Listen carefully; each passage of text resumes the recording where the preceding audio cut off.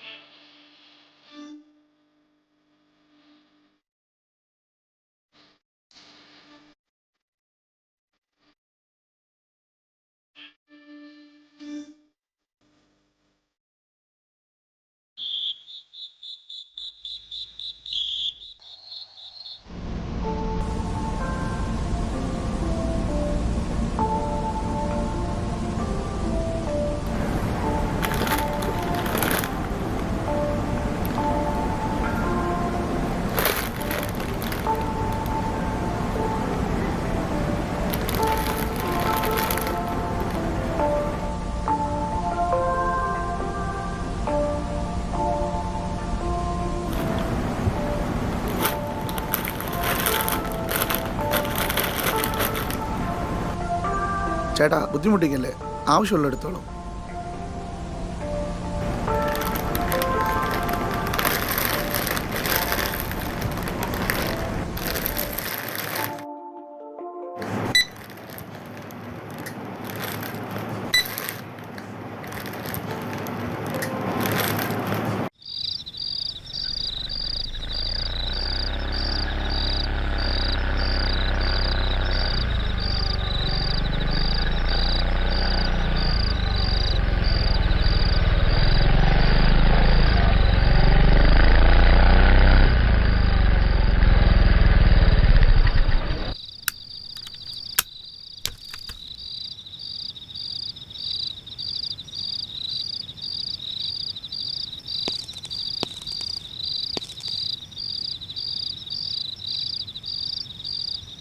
പോയ കാര്യം എന്താ ഏട്ടാ?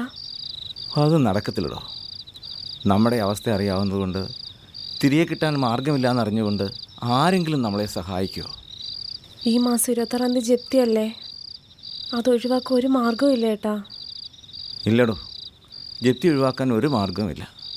ഇനിയൊരു അവധി നമുക്ക് കിട്ടില്ല, അന്ന് തന്നെ ഇറങ്ങേണ്ടി വരും. അച്ഛനും അമ്മയും ഇറങ്ങുന്ന മണ്ണ, ഈ മണ്ണിൽ നിന്ന് ഇറങ്ങേണ്ടി വരുമല്ലോ ഓർക്കുമ്പോൾ ഞാനൊരു കാര്യം പറയട്ടെ. എന്താ? ചേട്ടൻ്റെ ഏറ്റവും അടുത്ത സുഹൃത്തല്ലേ എബി? പണ്ട് ചേട്ടൻ ഒരുപാട് സഹായിച്ചല്ല അയാളെ. ആ എബി ഇപ്പോൾ വലിയ നിലയിലാണെന്നാണ് ഞാൻ അറിഞ്ഞേ. അതിന് എന്നാൽ നമുക്കൊന്ന് ചോദിച്ചൂടെ, ഈ അവസ്ഥയിൽ എബിക്ക് നമ്മളെ സഹായിക്കാൻ കഴിഞ്ഞാലോ? നിമിഷ, ഇത്രയും വലിയ തുകയൊക്കെ ഞാൻ എങ്ങനെ അവനോട് ചോദിക്കുന്നേ? അതുമല്ല, അവൻ എവിടെയാണെന്ന് പോലും എനിക്കറിയത്തില്ല. വർഷങ്ങളായില്ലേടി ഞാൻ അവനെ കണ്ടിട്ട്. എബി മുമ്പ് താമസിച്ചിരുന്ന വീട് ചേട്ടനറിയത്തില്ലയോ? അവിടെ പോയി തിരക്കിയ എബി ഇപ്പം എവിടെ ആണെങ്കിലും അറിയില്ലേ? എന്തായാലും നീ പറഞ്ഞതുപോലെ നാളെ അതുകൂടി ഒന്ന് ശ്രമിക്കാം. എബിയെ പോയി ഒന്ന് കാണാം. ചേട്ടൻ വാ, നല്ല യാത്രാക്ഷീണം ഉണ്ടാവും, ഒന്ന് ഫ്രഷ് ആവാം. മക്കൾ എന്ത് ചെയ്യടി? മക്കൾ നേരത്തെ ഉറങ്ങി.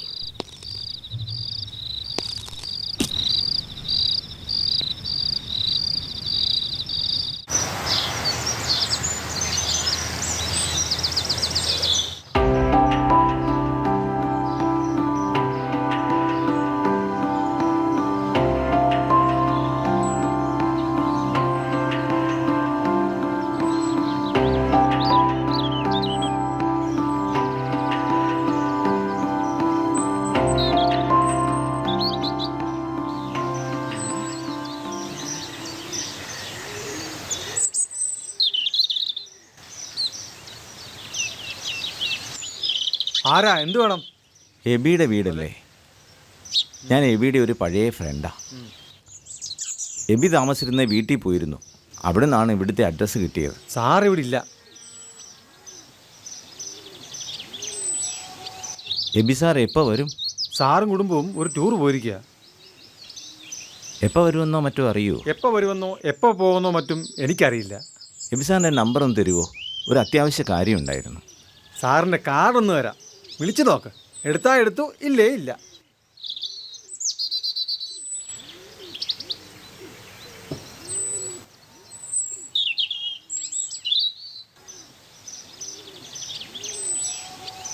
എന്നാൽ ശരി.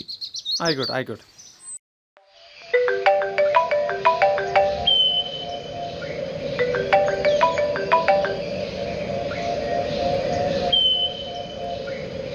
ഈ സമയത്തെങ്കിലും ഫോൺ ഓഫ് ചെയ്ത് വെച്ചൂടെ പപ്പ?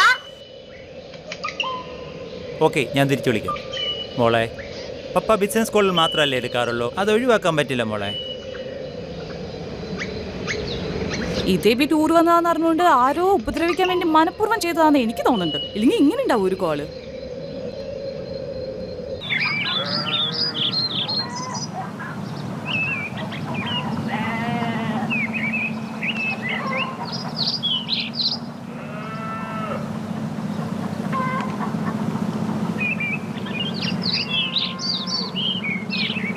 നിന്റെ ഈ കഷ്ടപ്പാട് കാണുമ്പോൾ ഞാൻ എന്താ പറയണ്ടേ? സാരമില്ല മുരളിയേട്ടാ, ഇതല്ലേ ഇപ്പോഴത്തെ നമ്മുടെ ജീവിതമാർഗം. എന്ത് ചെയ്യാനും ഞാൻ തയ്യാറാണ്. നമ്മുടെ കഷ്ടപ്പാടൊന്നും മാറിയാൽ മതിയായിരുന്നു. സ്കൂൾ ഫീസ് അടയ്ക്കാതെ മോള് സ്കൂളിൽ പോത്തില്ലെന്നാണ് പറയുന്നത്.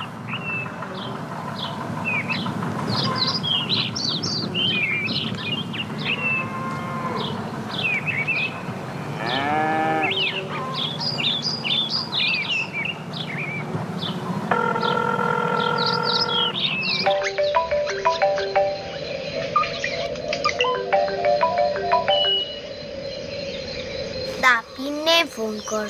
ഹലോ, ആരാണ്? ഹലോ, എബി അല്ലേ? അതെ, ഞാൻ മുരളിയാണ്. മുരളിയോ? ഇല്ലിക്കലെ. ആ, ഇല്ലിക്കലെ Murali.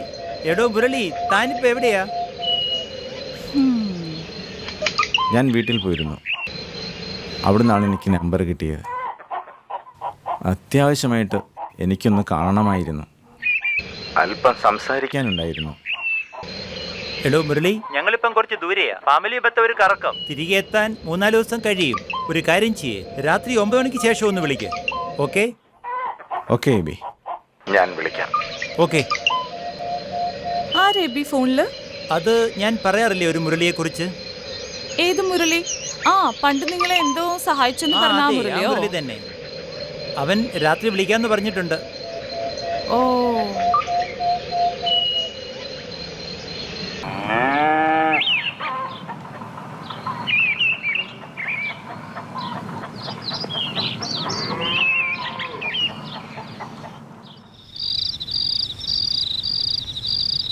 A for apple, A for apple, B for banana, B for banana, C for.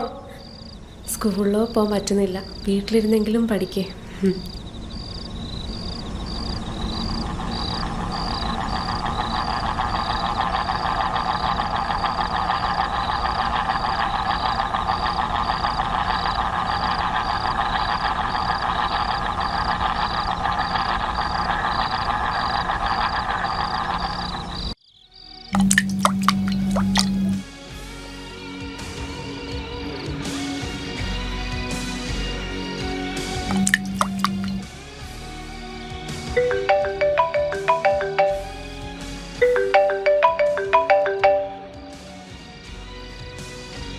ആ, ഹലോ മുരളി, പറയൂ, എന്തൊക്കെയുണ്ട് വിശേഷങ്ങൾ? ഒരുപാട് കാലമായല്ലോ വിളിച്ചിട്ട്. നീ ഇപ്പം എവിടെയാണ്? ഞങ്ങളിപ്പം മേലേപ്പാടത്ത് തന്നെയാണ്. ഭാര്യയും മക്കളൊക്കെ സുഖമായിട്ടിരിക്കുന്നല്ലോ. പിന്നെ വേറെ വിശേഷങ്ങളൊക്കെ? ഞാൻ വിളിച്ചത് എബിയോടൊരു അത്യാവശ്യ കാര്യം പറയാനാണ്. നിനക്കെന്തോ സംസാരിക്കണമെന്ന് പറഞ്ഞല്ലോ, എന്താണ്? ഞാൻ എബിയെ വിളിച്ചത് ഒരു സഹായം ചോദിക്കാനാണ്. ഞാൻ എല്ലാം നഷ്ടപ്പെട്ട് നിൽക്കുന്ന അവസ്ഥയിലാണ്. കച്ചവടം നഷ്ടപ്പെട്ടു, ഓഫീസും കമ്പനിയും എല്ലാം ബാങ്കുകാർ കൊണ്ടുപോയി. താമസിക്കാതെ എല്ലാം നഷ്ടപ്പെടുന്ന അവസ്ഥയിലായി. മക്കളെ അവളെയും കൊണ്ട് ഇനി എങ്ങോട്ട് പോകണമെന്ന് അറിയത്തില്ല. നീ എന്നെ ഒന്ന് സഹായിക്കണം. ആ, അബി എന്റെ അടുത്ത് തന്നെയുണ്ട്. ഞാൻ കൊടുക്കാം അങ്കിളെ. അങ്കിള് തന്നെ പറയേ. എബി, ജോൺ അങ്കിളാ ആ പ്രോപ്പർട്ടിക്ക് 1 ലക്ഷം കൂടെ കൊടുക്കാൻ വേണ്ടിയിട്ട് ആൾക്കാരുണ്ട് എന്നാ പറയണേ. എബി തന്നെ സംസാരിക്കുന്നേ. മുരളി, ഞാൻ അങ്ങോട്ട് തിരിച്ചു വിളിക്കാം.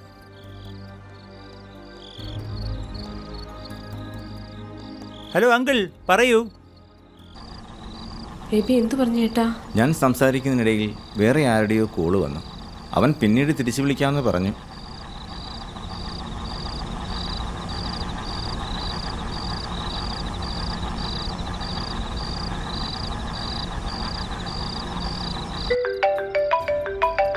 ആ, റീന പറഞ്ഞു നമുക്ക് നേരിട്ട് സംസാരിക്കാം.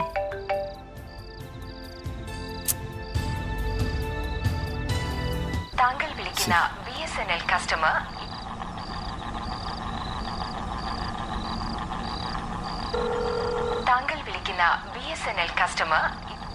എന്തു പറ്റിയേട്ടാ?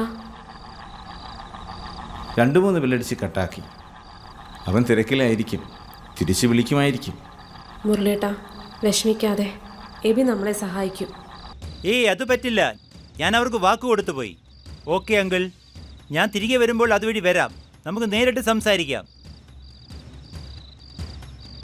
എബി, ആ പ്രോപ്പർട്ടിക്ക് 1 ലക്ഷം രൂപ കൂട്ടിത്തരാൻ വരാൻ ആളുണ്ടെന്നല്ലേ അങ്കിള് പറഞ്ഞത്? അങ്ങനെയാണെങ്കിൽ നമുക്ക് 3 കോടി രൂപ വരെയാണ് ലാഭം കിട്ടാൻ പോണത്. അത് പറ്റില്ല റീന, ഞാൻ അവർക്ക് വാക്ക് കൊടുത്തു പോയി. ഓക്കെ ഓക്കെ, നമ്മളതിന് അഡ്വാൻസ് ഒന്നും വാങ്ങിയിട്ടില്ലല്ലോ. ബിസിനസ്സിൽ കുറച്ച് എത്തിക്സ് ഒക്കെ വേണം റീന. നമുക്ക് ടോപ്പിക് ഇവിടെ നിർത്താം, വെറുതെ മൂഡ് കളയാതെ. മോൾ ഇറങ്ങിയോ? ആ, പപ്പേനെ കാത്തിരുന്നിട്ട് അവൾ എപ്പോഴേ ഉറങ്ങിപ്പോയി. വീടും പറമ്പും ജപ്തിയുടെ വക്കിലാണെങ്കിലും നിലവിൽ ഈ വീടുള്ളതുകൊണ്ടാണ് തൽക്കാലം രക്ഷ. ഇതുകൂടി നഷ്ടമായാൽ കൊടുക്കാനുള്ളവർ എന്തു പറയുമെന്ന് അറിയത്തില്ല. ഇനിയും ഇങ്ങനെ നാണം കിട്ടി ജീവിക്കുന്നതിലും ഭേദം നമുക്കെല്ലാവർക്കും കൂടി കുറച്ച് വിഷം കഴിച്ച് മരിക്കുന്നതാ. മുരളിയേട്ടാ, മുരളിയേട്ടാ എന്തായി പറയുന്നേ? നമ്മുടെ മക്കൾ അവരെന്ത് തെറ്റ് ചെയ്തിട്ടാ? ഏട്ടാ, എബിയാണെന്ന് തോന്നുന്നു. ഇതവനാ, ആരാ? സാബു. ഇന്നാണ് അവന് പൈസ കൊടുക്കാമെന്ന് പറഞ്ഞിരുന്നത്. ഇനിയൊരു അവധി പറയാൻ എനിക്ക് വയ്യ.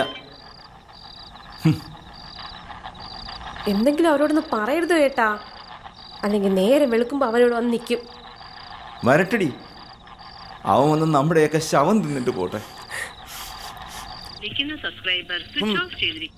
അവൻ ഓഫ് ചെയ്താ നായിന്റെ മോൻ.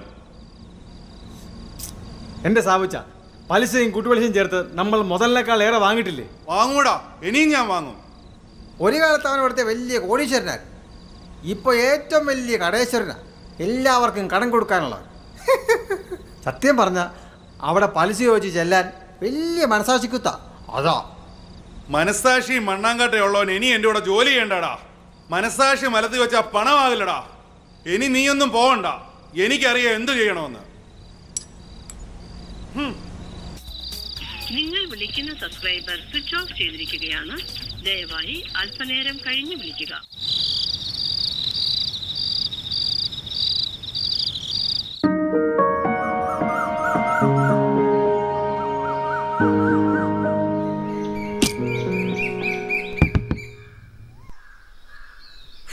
സാബു, ബ്ലേഡ് സാബു. ആഹാ, ഇപ്പോഴും ജീവനോടുണ്ടല്ലയോ?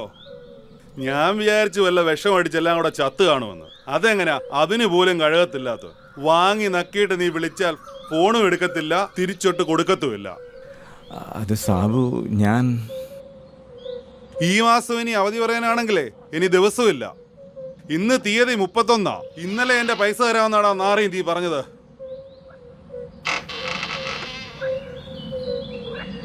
അതേ, രാത്രി കെട്ടിപ്പിടിച്ച് കിന്നാരം പറഞ്ഞ് കിടക്കുമ്പോഴേ കടം മേടിച്ച് നക്കിയത് കെട്ടിയവനോട് തിരിച്ചു കൊടുക്കാനെന്ന് പറയണം. സാബു, എനിക്ക് കുറച്ച് ദിവസം കൂടി സമയം തരണം. തനിക്ക് നാണമില്ലല്ലോടോ. ഇപ്പോഴത്തെ എൻ്റെ അവസ്ഥയിൽ എങ്ങനെ തരണമെന്ന് ഒരു നിശ്ചയമില്ല. മനുഷ്യനായ കുറച്ചൊക്കെ ഉളുപ്പ് വേണം. ചെറിയ തുക വല്ലതും ആണെങ്കിലേ നിന്റെ വീട്ടിൽ കയറി ഞാനങ്ങ് മുതലാക്കിയേനെ. അതിപ്പോ എനിക്ക് തരാനുള്ള വെച്ച് നോക്കുമ്പോഴേ അതിനുള്ളതൊന്നും നിന്റെ വീട്ടിലില്ല. നിൽക്കുന്ന നിപ്പ് കണ്ടില്ലേ, നാണമില്ലാത്ത കൂട്ടങ്ങള്.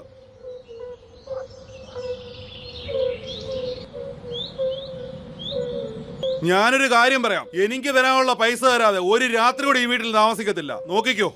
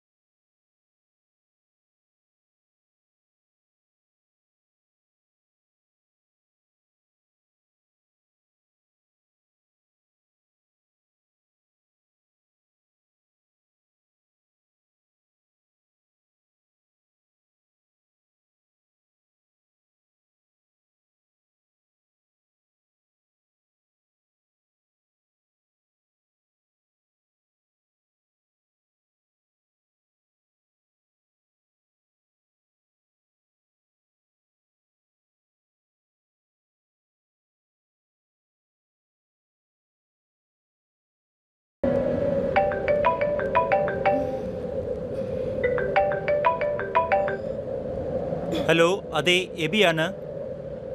ഓക്കെ, ഇന്ന് 6 മണിക്കോ? നോ പ്രോബ്ലം, ഞാൻ എത്തിക്കോളാം. ആരാ എബി കോളില്? നമ്മുടെ പ്രോപ്പർട്ടിയുടെ ഡീല് പറഞ്ഞില്ലേ, അവരിന്ന് ഫൈനലൈസ് ചെയ്യാനായിട്ട് 6 മണിക്ക് നമ്മുടെ എസ്റ്റേറ്റിൽ എത്തുമെന്ന്. അപ്പോൾ ഞാനിവിടെ എത്തിയേ പറ്റൂ റീന. നമുക്കിന്ന് ഇവിടുന്ന് പോയേ പറ്റൂ. നിങ്ങളെ വീട്ടിൽ കൊണ്ടാക്കിയിട്ട് വേണം എനിക്കിന്ന് പോകാൻ. അബി ഇന്നോ? അതെ Reena, I am sorry.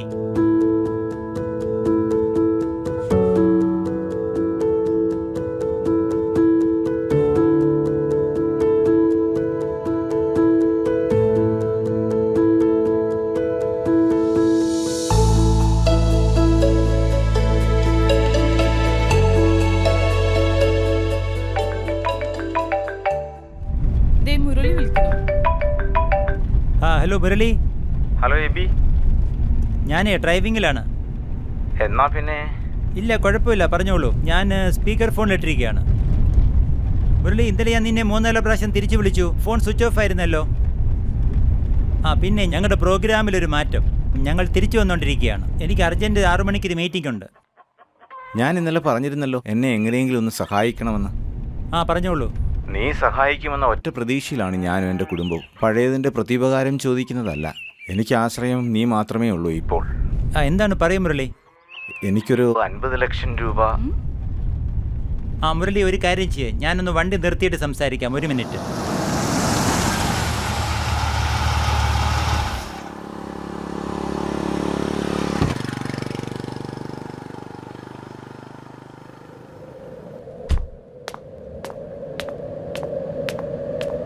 Murali, പറഞ്ഞോളൂ. എനിക്കൊരു 50 ലക്ഷം രൂപ തന്ന് സഹായിക്കണം. തൽക്കാലം വീടിൻ്റെ ജപ്തി ഒന്ന് ഒഴിവാകും. അവിടെ നിന്ന് ഇറങ്ങേണ്ടി വന്നാൽ മരണം മാത്രമേ ഉള്ളൂ എൻ്റെ മുന്നിൽ. ഇപ്പോൾ എനിക്കൊന്നും പറയാൻ പറ്റില്ല മുരളി. ഞാനൊന്ന് ആലോചിച്ചിട്ട് പറയാം. എനിക്ക് കുറച്ച് സമയം തരും. എനിക്കൊരു ആശ്രയം നീ മാത്രമേ ഉള്ളൂ. അതാ ഞാൻ നിന്നെ വിളിച്ചത്. കൈവിടരുത്. ഓക്കെ.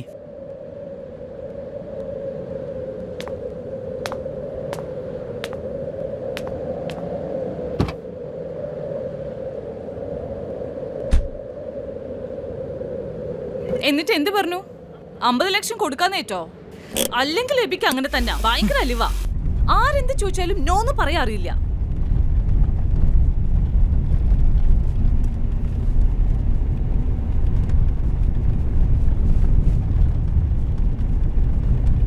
ഹലോ മിസ്റ്റർ മുരളി, ഞാൻ എബിയുടെ വൈഫാണ്. പണ്ട് ചെയ്ത പ്രത്യുപകാരത്തിനുള്ള പ്രതിഫലമാണ് വിചാരിക്കണമെങ്കിൽ വല്ല 5 or 10 തരാൻ പറ്റും. അതിൽ കൂടുതൽ കിട്ടാനായിട്ട് ഇനി ഇങ്ങോട്ട് വിളിക്കണം. നീ എന്തായി കാണിച്ചത്? നിന്നോട് പല പ്രാവശ്യം പറഞ്ഞോട്ട് എൻ്റെ ആവശ്യമില്ലാത്ത കാര്യങ്ങൾ ഇടപെടലെന്ന്. എബി, അത് പിന്നെ ഞാൻ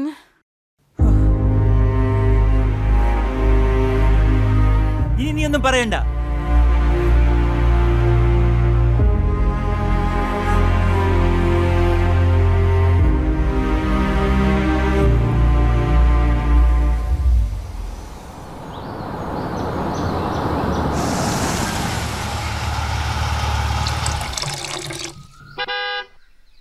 മൂന്നാല് ദിവസം എടുക്കുമെന്ന് പറഞ്ഞിട്ട് മുതലാളി.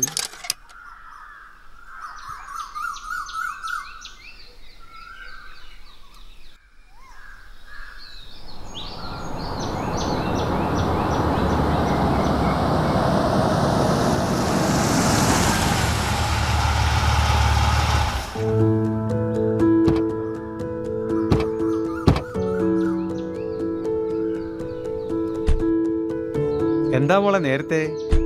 അച്ഛന്റെ ബിസിനസ് തിരക്കും നിർത്താത്ത ഫോൺ കോളുകൾ. സാറിനെ കാണാൻ ഒരാളെ വന്നിരുന്നു, ഒരു മുരളി. അതെയോ? ഞാൻ നമ്പർ കൊടുത്തിട്ടുണ്ട് സാറിന്.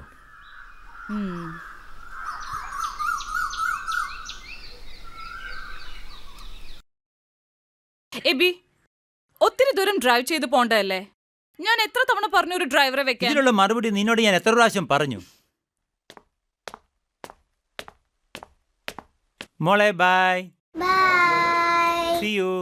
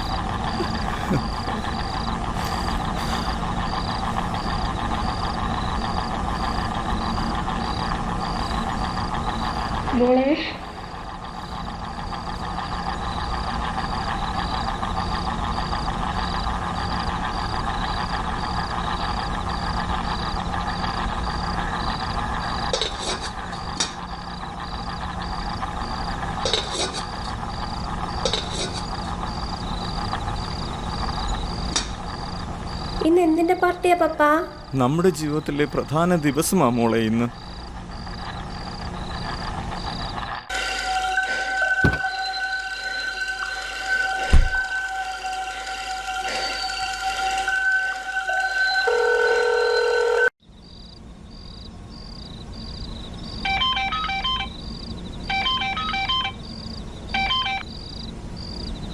ഹലോ മുരളി, ഞാൻ എബിയാണ്. നിന്നെ ബുദ്ധിമുട്ടിക്കാൻ വേണ്ടി വിളിച്ചതല്ല. ഞങ്ങളുടെ പ്രശ്നങ്ങളെല്ലാം ഇന്ന് തീരുക. ഇനി ആരെയും ഞങ്ങൾ ബുദ്ധിമുട്ടിക്കില്ല. ഇത് പറയാനാ ഞാൻ ഞാൻ വിളിച്ചത്. പറയുന്നത് നീ ഒന്ന് ശ്രദ്ധിച്ച് കേൾക്ക്. നീ ഒരു അവിവേകവും കാണിക്കരുത്. ഈ രാത്രി പുലരുന്നവരെ നീ എനിക്ക് സമയം തരണം. നിന്റെ എല്ലാ പ്രശ്നങ്ങളും ഞാൻ തീർക്കാം. നിന്റെ എന്തു ബാധ്യതയായാലും അത് എബിയുടെ ഉറപ്പാ. മോളെ, ഒരു ഫോൺ വിളിയിൽ തിരിച്ചു കിട്ടിയത് 2 കുടുംബങ്ങളുടെ ജീവിതമാണ്. മുരളിയുടെയും എബിയുടെയും ജീവിതത്തിൽ ദൈവം നിയോഗിച്ച ഒരു മധ്യസ്ഥനുണ്ടായിരുന്നു.